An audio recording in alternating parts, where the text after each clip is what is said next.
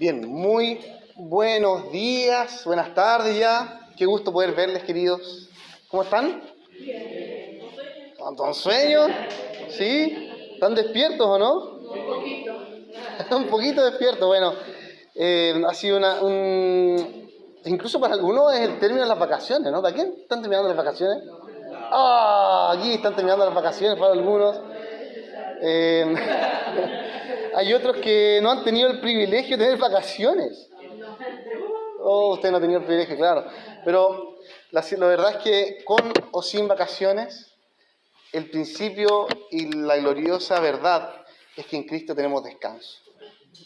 En Cristo tenemos descanso. ¿Qué significa eso, no? Que en Jesús tengamos descanso. Hoy día vamos a comenzar una nueva serie de predicaciones que hemos puesto por nombre a esta serie de estudios que nos va a acompañar por los próximos 2 meses aproximadamente. La fe que confesamos, ¿no? Que es básicamente una serie de predicaciones bíblicas aplicadas de la palabra de Dios y que nos llevan a entender en mayor profundidad estos famosos 39 artículos de la religión anglicana, los 39 artículos anglicanos.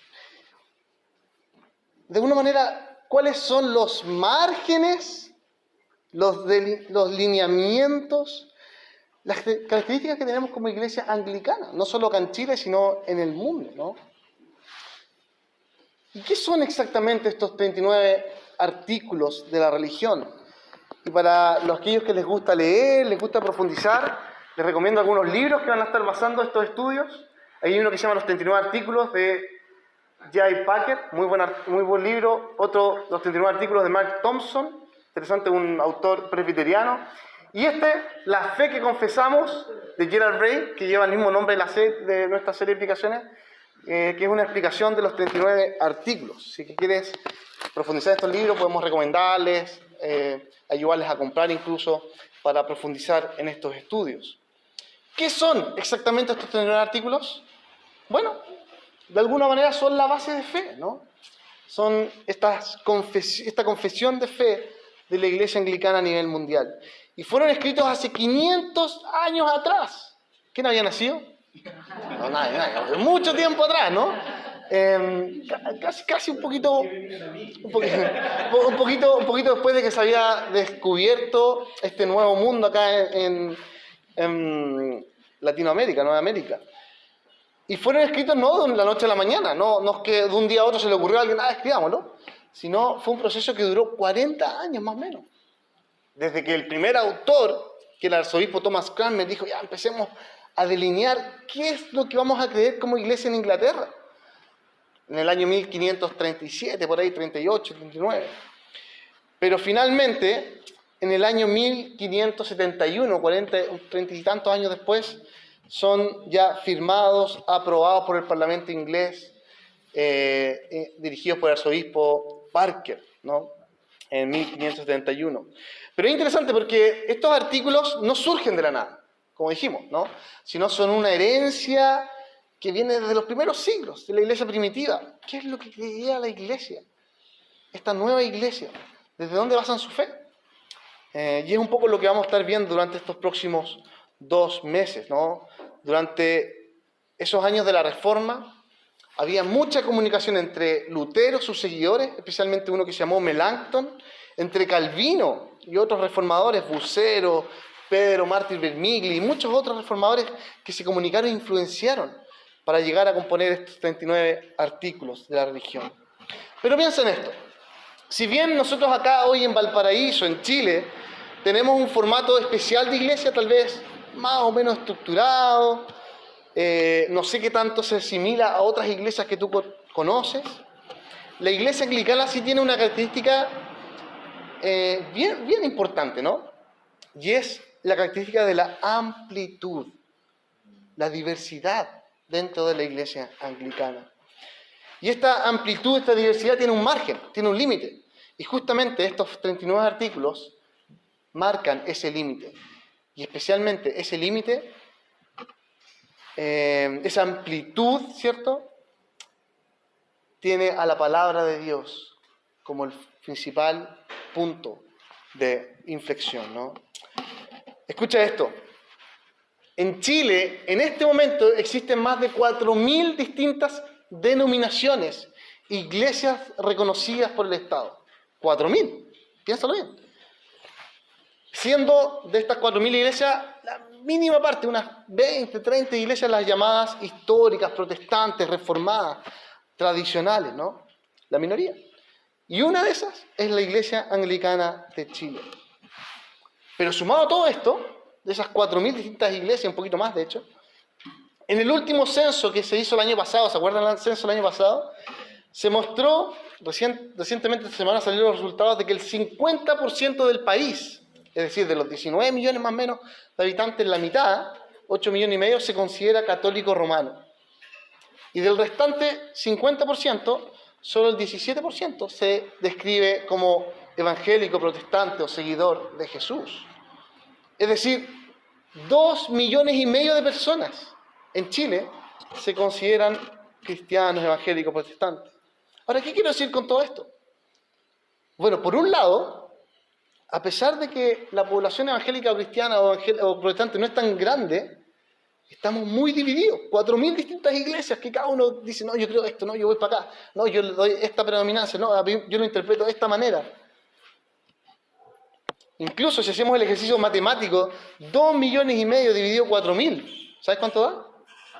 600, un poquito más personas por denominación. La gran pregunta es, ¿qué queremos resolver en esta serie? ¿En qué nos parecemos al resto de iglesias? ¿Y en qué nos diferenciamos? Y si lo piensas en tu vida, ¿no? En tu semana que está por comenzar, si alguien mañana te pregunta, oye, la iglesia que fuiste ayer, ¿qué cree? ¿En qué se diferencia a los católicos, a los evangélicos, a los protestantes, a los... ¿Qué le vas a responder? ¿Cómo distingues tú nuestra iglesia? Ven, acompáñame en esta oración para que esta predicación de hoy día y para lo que será esta aproximación durante los próximos 2 meses sea realmente una mayor claridad de lo que creemos como iglesia. Oremos. Padre, necesitamos escuchar tu voz hoy día.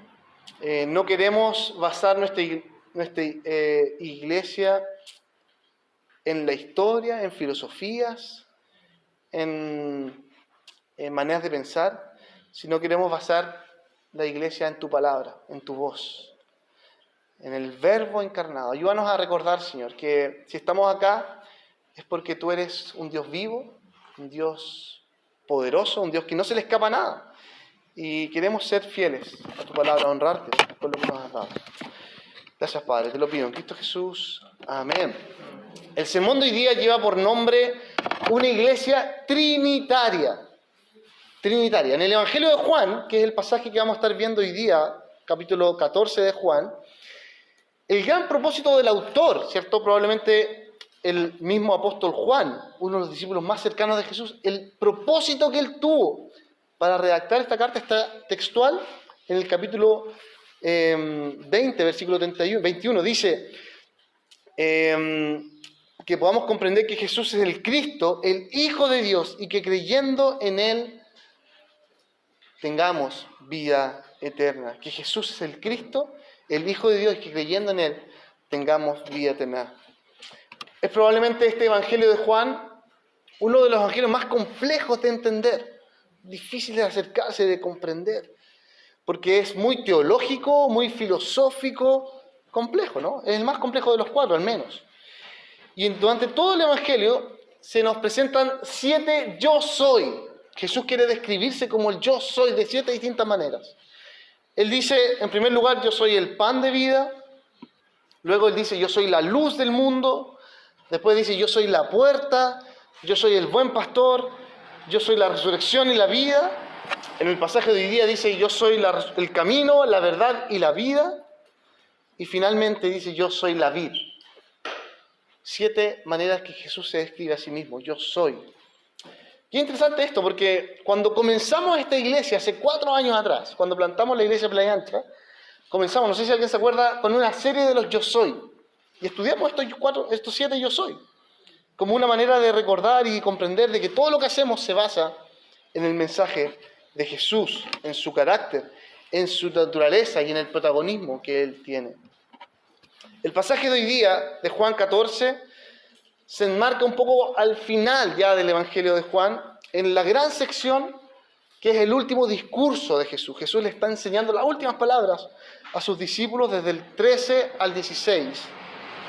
En lo que se conoce como la última cena y el camino al jardín de Getsemaní, ¿no? Una enseñanza en donde Jesús le mostrará a sus seguidores cuál es su naturaleza, cuál es la naturaleza divina, cómo es Dios y en su glorioso plan redentor. Fíjate, ven conmigo al versículo número 1 de Juan 14.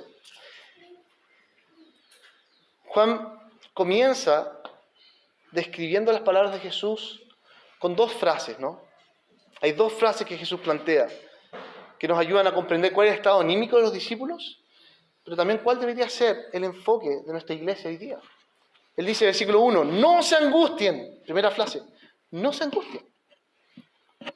Y segunda frase, confíen en Dios, confíen también en mí.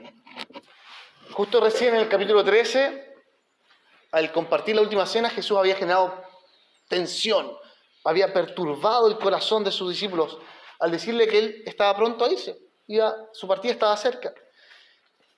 Y todos quedan como, wow, ¿qué significa esto? E incluso dice que uno de ellos lo va a traicionar. Y le da el pan a Judas y Judas se va. Y tú quedas, oh.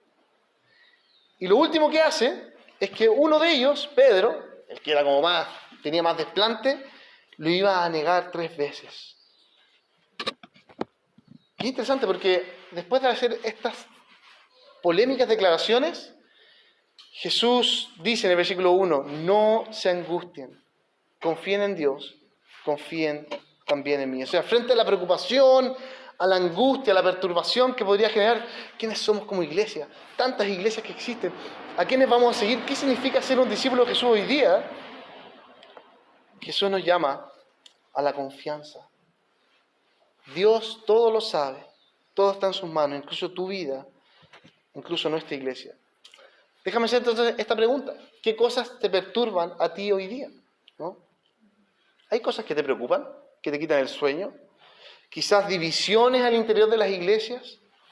Tal vez falta de o mucha hipocresía en los líderes o en las iglesias cristianas. Quizás el sentimiento de que nuestro mundo va a la deriva y a pronto va a explotar toda una bomba atómica.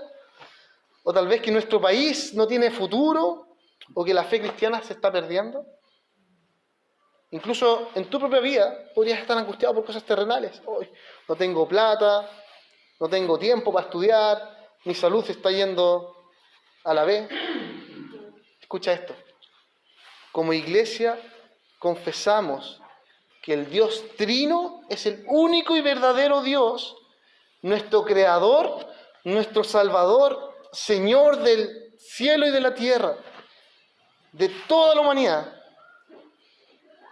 y el Dios del que todo proviene y al que todo va.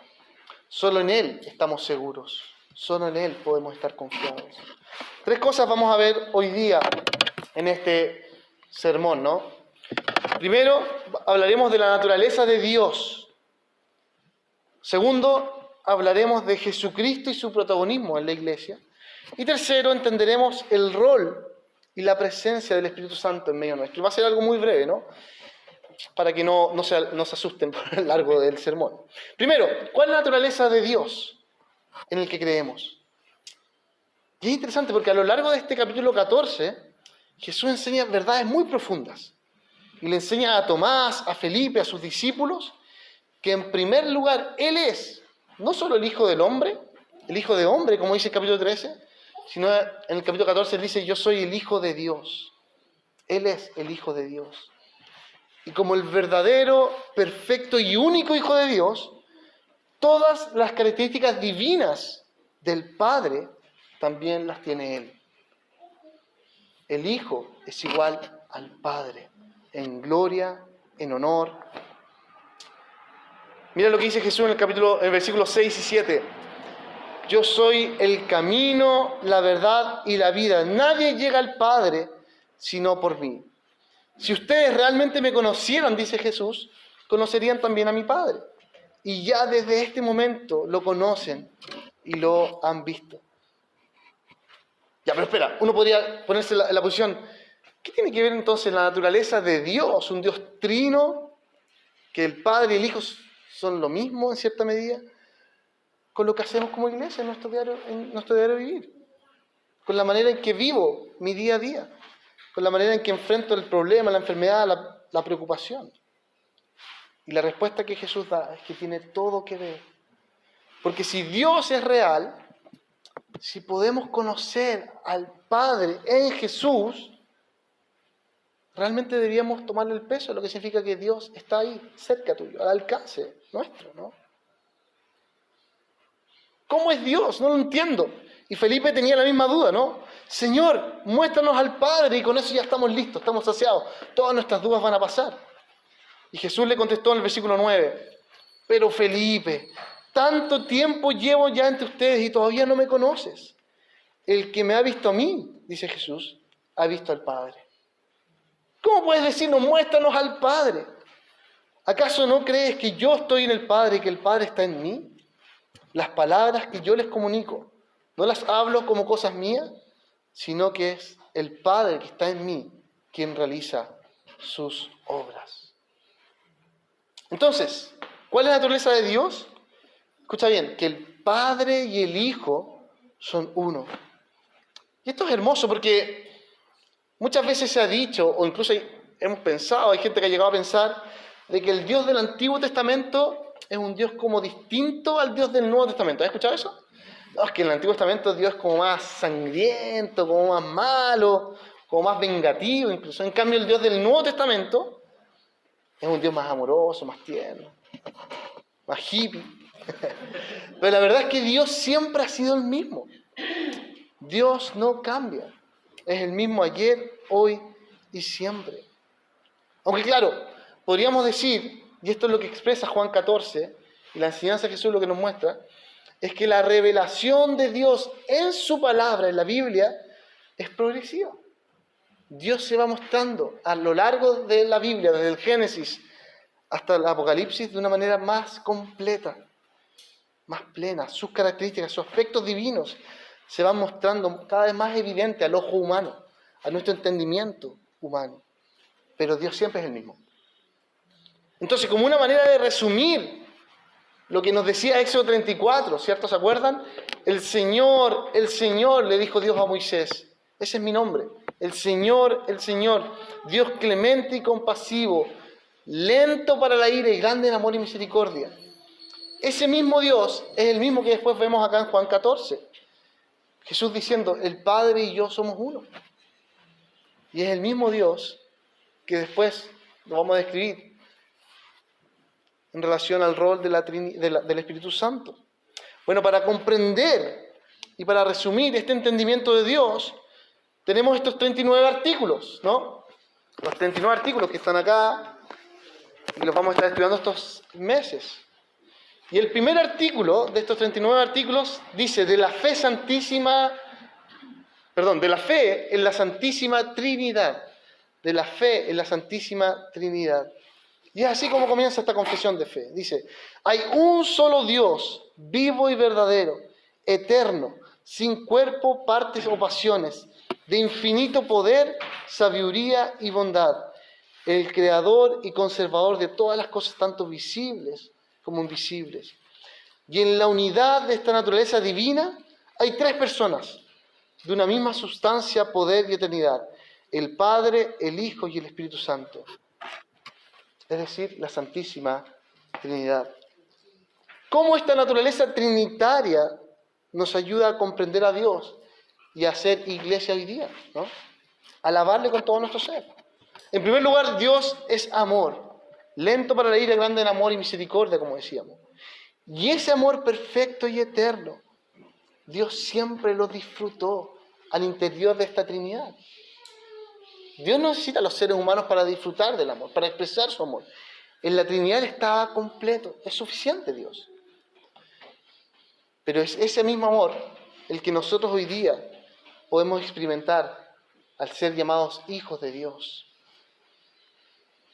podemos llegar a darnos cuenta de que somos más amados de lo que podemos imaginar. Porque incluso antes que tú nacieras, Dios ya te conocía, te amaba, y decidió sacrificar a su propio Hijo para rescatarnos a nosotros de la muerte y del pecado. Pero en segundo lugar, Dios no está lejano a nosotros, sino Dios está involucrado en nuestras vidas, en nuestro mundo. No es que Jesús, al morir y resucitar, ascendió al cielo y nos dejó la deriva ya, ahora que el mundo viva como sea. No. Sino que hoy día Dios está moviéndose, está actuando, está trabajando por medio del Consolador, del Espíritu Santo. Dios sigue trabajando en nuestros corazones, en nuestra iglesia, e incluso en el mundo que no le conoce. Vamos a ver esto más en profundidad en los siguientes puntos. Punto número 2. ¿Es Cristo el protagonista en nuestra iglesia? ¿De qué manera lo es, no? Y lo más evidente para nosotros, al hablar de este protagonismo de Jesús, es cuánto hablamos de Él en nuestras reuniones dominicales. Cada vez que nos reunimos, cuando jugamos a la pelota, cuando estamos en un asado, cuando nos reunimos en las comunidades, los discipulados, ¿hablamos de Jesús o no? Y no solo cuánto hablamos de Él, sino también en qué sentido lo hacemos. Porque claro, mucho se habla de Jesús. Hay muchas iglesias, la mayoría de las 4.000 habla de Jesús. A pesar que hay otras que ni lo nombran, pero la mayoría sí. Pero cuando lo nombran, se habla de Jesús en un sentido más como utilitario, ¿no? Como una manera egoísta de cumplir nuestros deseos. Que Jesús, que el niño Dios, que el Señor me cumpla mis deseos. Lo que yo anhelo para que satisfaga mi placer. Y no es raro escuchar a iglesias que ponen a Jesús como una especie de amuleto para que todo se cumpla y yo tenga suerte. Casi. Escucha esto. Para nosotros como iglesia, el protagonismo de Jesús se expresa cuando exaltamos su obra en la cruz, su crucifixión, muerte y resurrección. Cuando hablamos de eso, estamos poniendo a Jesús en el centro. Es la obra de Cristo la que debe enseñarse, exaltarse y llevarnos a la emoción. Cada vez que pensamos que el justo, el santo, murió por los injustos para darnos vida, ¿no? Lo que hacíamos recién en el arrepentimiento, recordar que todo lo que he hecho, incluso los momentos en que saqué a Dios de la ecuación de mi vida, Jesús ya lo pagó, ya lo cumplió. Hace poco leí esta frase que decía: cuando sufro la injusticia que los demás hacen contra mí, debo recordar la injusticia que Cristo experimentó en la cruz por mi propia injusticia y maldad. De eso se trata el protagonismo de Jesús. De que Él y su sacrificio en la cruz sea lo que gobierne nuestro decir, nuestro hablar, nuestra iglesia. Y no solo acá en la iglesia, sino en la vida, ¿no? En la vida cotidiana. ¡Ay, es que este compadre me trató mal! ¡Ay, es que este no hizo lo que yo quería! ¡Ay, es que fue injusto conmigo! Bueno, piensa en la cruz de Cristo. Piensa en el sacrificio que Jesús hizo por ti. Y que no solo murió, sino que resucitó para darte vida y para tener poder sobre tu vida y sobre tu corazón. Los artículos 2 y 4 de los 39 artículos nos presentan las características de este Cristo, de este Jesús. Y habla de que Jesús es el verbo del Padre, la palabra misma de Dios, ¿no? El verbo del Padre, el Hijo de Dios, quien vivió en nuestra tierra, que tomó naturaleza humana, entregó su vida por nosotros, pagó nuestras deudas, bajó al infierno, dice el artículo 3, al lugar de los muertos, para finalmente resucitar en vida corporal, ascender al cielo, y un día volverá a la tierra para juzgar a los vivos y a los muertos. Esto dice los artículos 2 al 3. Mira el capítulo 14, el versículo 6. Yo soy la resurrección, yo soy el camino, la verdad y la vida, dice Jesús. Yo soy el camino, la verdad y la vida. ¿Qué significa que Jesús sea el protagonista? Un comentarista bíblico, Hendrickson, dice que estos tres conceptos, camino, verdad y vida, son activos, son dinámicos, están vivos en medio nuestro. Y yo le puedo agregar, dan el protagonismo de Cristo sobre la historia de la humanidad. El camino significa que Jesús nos conduce al Padre. Solo por medio de Jesús tenemos acceso a la divinidad misma. La verdad significa que para poder alcanzar la verdad en el mundo y finalmente para poder llegar a ser libres, solo lo hacemos a través de Jesús. Uno de los grandes anhelos de todo ser humano a lo largo de los siglos es ser libre. ¡Ay, quiero ser libre! Bueno, solo Jesús te da esa libertad por medio de su verdad. Y finalmente, la vida que Jesús es la que nos permite tener comunión entre Dios, con Dios, pero también comunión entre la humanidad, ¿no? Comunión con los otros seres humanos y comunión con el resto de la naturaleza, con toda la creación.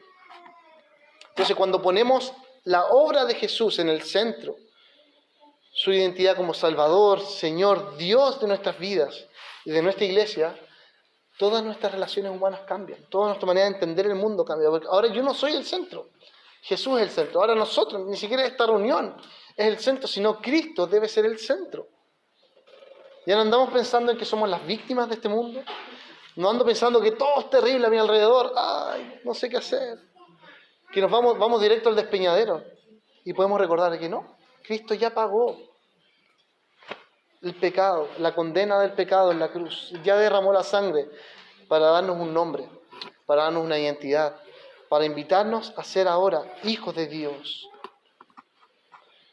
Dice 1 Juan 4, queridos hermanos, amémonos los unos a los otros, porque el amor viene de Dios y todo el que ama ha nacido de Él y lo conoce. El que no ama no conoce a Dios, porque Dios es amor. ¿Conoces tú el verdadero amor de Dios? ¿Conoces tú lo que significa amar de verdad a los otros sin andar pensando en ti mismo? Primero, ese amor se llama Jesucristo y es el centro de nuestra iglesia, el centro de nuestra vida. Y lo tercero, ¿cómo entendemos el rol del Espíritu Santo, la tercera persona de la Trinidad en medio nuestro, ¿no?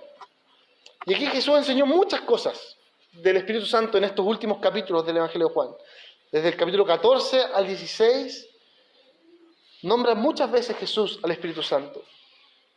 Y el versículo 16 de este capítulo 14 dice que Jesús mismo le pedirá al Padre que envíe a otro consolador, a esta tercera persona de la Trinidad. Nos enviará al otro consolador. Esta palabra consolador en el griego es parakletos, que puede ser traducido como el ayudador, el abogado, el que nos consuela, el que nos ayuda, el que nos anima, el que nos socorre en el momento del problema. Y dice que este consolador nos acompañará siempre. ¿Lo viste ahí en tu Biblia? Juan 14, 16. Luego Jesús dice en el versículo 17 que este Paracletos es el Espíritu de verdad, el Espíritu de la verdad. Es decir, que nos ayuda a llegar a conocer al Dios verdadero, el mundo de verdad, que nos permite conocer y comprender el Evangelio, es el Espíritu, ¿no? El mundo pagano, incrédulo, aquellos que son quizás ateos o que están en otra, que no les interesa a Dios, no tienen el Espíritu Santo dentro de sus corazones, de sus mentes, que les ayuda a entender. De hecho, alguien que llegue a conocer, a comprender y que está como degustando esto, a ver, ¿qué significa lo que predican en la iglesia? Es porque el Espíritu Santo está trabajando como el Espíritu de verdad dentro de ellos.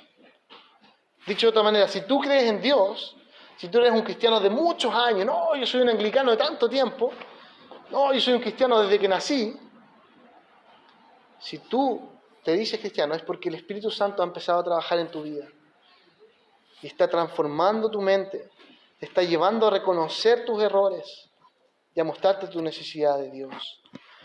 Tercera cosa que nos enseña este capítulo 14, versículos 26 y 27, ¿no? Dice que el Espíritu Santo nos llevará a conocer todas las cosas y nos ayudará a recordar a Jesús y su enseñanza. Es decir, el Espíritu Santo trabaja obra para exponer y presentar a Jesús como el centro de tu vida. Y para que tú leyendo la Biblia ahora, cuando tú abras la Biblia y la empiezas a leer, la puedas entender, y la puedas poner en práctica. Eso hace el Espíritu Santo en medio nuestro. Y lo cuarto que hace, ¿no? Versículo 27.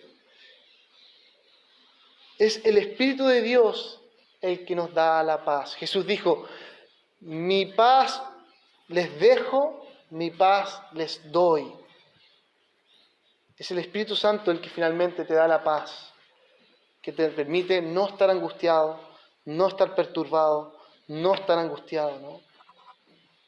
Jesús nos permite, por medio del Espíritu Santo, disfrutar de esta paz, incluso cuando el mundo se desmorona, incluso cuando tus planes ya no se están cumpliendo, incluso cuando la iglesia no está de alguna manera funcionando, ¿no? Y en este último artículo que vamos a ver hoy día, artículo 5 de los 39 artículos, dice, el Espíritu Santo, procedente del Padre y del Hijo, es de una misma sustancia, majestad y gloria, con el Padre y con el Hijo, verdadero y eterno Dios. El Espíritu Santo es tanto Dios como Jesús, el Hijo, y como el Padre, ¿no? Escucha esto, toda nuestra vida de fe depende de la obra del Espíritu Santo en medio nuestro. La iglesia se mueve por el poder del Espíritu Santo. Tu futuro en esta vida terrenal va a estar gobernado por el Espíritu Santo. Hay personas que escribieron estos 39 artículos, ¿no? Como Cranmer, Latimer, Ridley, Parker, que defendieron con toda su vida. Muchos sufrieron la persecución, hasta los mataron, ¿no? Por haber dicho esto. Solo por decir estas verdades universales, estas verdades católicas, que la Iglesia ha creído a lo largo de los siglos, de que Dios es trino. Y nuestra Iglesia es trinitaria, ¿no? Hoy día, queridos, dentro de las 4.000 iglesias que hay en Chile, denominaciones tan distintas, algunas que priorizan al Padre, otras que priorizan al Hijo, otras que priorizan al Espíritu Santo, algunos que tienen enfoques más racionales, otros tienen enfoques más carismáticos. Lo que nosotros, como Iglesia Anglicana acá en Valparaíso, como Iglesia Playa Ancha, decimos que adoramos a un Dios trino, presente, poderoso, activo y real, que todo va a terminar en las manos de nuestro Señor. Independiente de lo que hacemos, independiente de lo que hagamos, independiente de tu rendimiento, de tu reputación, todo está en las manos de nuestro Dios trino. El Padre, el Hijo y el Espíritu Santo trabajan cada uno para exaltarse el uno al otro. Y no nos toca a nosotros poner una prioridad sobre uno y el otro. No, sino que debemos adorar a un solo Dios, verdadero y fiel. Entonces, estos primeros 5 artículos de los 39 artículos nos llevan y nos presentan a un Dios trino, y es la verdad universal, católica, que toda la iglesia cristiana a lo largo de los siglos ha confesado. Nos presentan cómo es Él. Nos llevan a comprender esta identidad compleja, completa y colaborativa de la Trinidad, que la expresó Jesús acá en Juan 14, y que por sobre todas las cosas queremos nosotros proclamar día tras día. Las próximas semanas que vienen, especialmente la próxima semana, vamos a ver cómo Dios se revela, ¿no? Cómo Dios ha llegado a nuestro entendimiento.